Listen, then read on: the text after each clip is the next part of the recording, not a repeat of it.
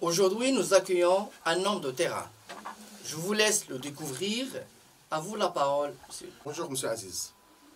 Bonjour à vous. Merci de m'avoir invité. Avant de commencer, j'aimerais vous dire que l'année dernière, j'étais un apprenant comme vous.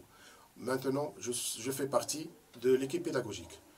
Je m'appelle Choujad Ilah. Je suis chef comptable avec une expérience de plus de 22 ans. Auparavant dans un cabinet d'expertise comptable. Actuellement dans un groupe de sociétés industrielles. Je profite de votre présence afin de nous éclairer sur l'utilité et les objectifs d'un logiciel de comptabilité. Une entreprise, dans sa vie, est amenée à réaliser un nombre considérable d'opérations, d'achat et de vente. Donc pour mieux les gérer et afin d'avoir une image réelle de sa situation comptable et financière, il a recours à un logiciel de comptabilité qui, à partir des pièces justificatives, on les transforme en opérations comptables pour avoir une situation du patrimoine de l'entreprise et des résultats qu'elle réalise pour une période donnée. Imaginons, je suis débutant et je veux bien m'initier à la comptabilité informatisée, sachant bien évidemment que je ne dispose d'aucun logiciel. Je fais comment? Sur le marché, il y a une multitude de logiciels. On a choisi Muhasib. On doit avoir un CD d'installation et suivre les étapes suivantes. Mettre le CD dans le PC, parcourir le CD, cliquer sur Setup. Un écran d'information nous indique qu'il faut choisir le lecteur où le logiciel soit installé et le nom du dossier. À la fin, un raccourci du programme est créé au bureau. Maintenant, le logiciel est installé. Comment je pourrais l'utiliser? Il faut d'abord commencer par créer votre dossier comptable. Oui, mais comment? Une fois le logiciel installé, on clique sur le raccourci créé au bureau.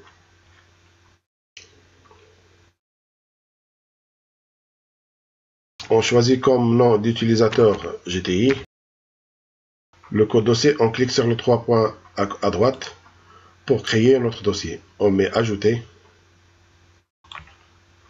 un code dossier.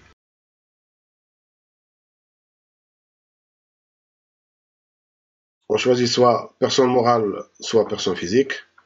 La raison sociale, on met essai.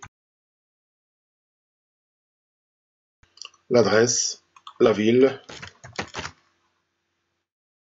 Pour la TVA, on a soit mensuel, soit trimestriel. C'est-à-dire si le chiffre d'affaires de l'exercice N-1 est supérieur à 1 million de dirhams, on opte pour la déclaration mensuelle, sinon c'est trimestriel. Pour le régime TVA, on a soit encaissement, soit débit. Pour le modèle comptable, on a soit normal, soit simplifié. C'est-à-dire si le chiffre d'affaires de l'exercice N-1 est supérieur à 10 millions de dirhams, on opte pour le modèle normal, sinon c'est le modèle simplifié. L'alias fiscal, on a soit IS, soit IR. Donc automatiquement, une fois qu'on a choisi le modèle et l'alias, le logiciel automatiquement il va nous créer un plan comptable type et des états de synthèse propres au modèle qu'on a choisi. La date donc du 1er janvier 2017 au 31/12/2017, on met généré pour qu'il nous crée les exercices. On passe au paramétrage. On crée un mot de passe pour la société si on veut en créer. La largeur des comptes, en général, on prend 8 pour les comptes. On passe à l'identification.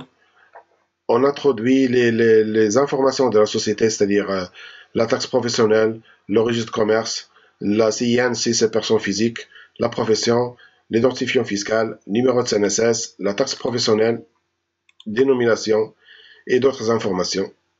On met enregistrer et on clique sur exporter. Donc automatiquement il va nous donner l'exercice 2017. On met valider. On passe au divers pour la première fois, c'est-à-dire pour donner à l'utilisateur les accès auxquels il aura droit.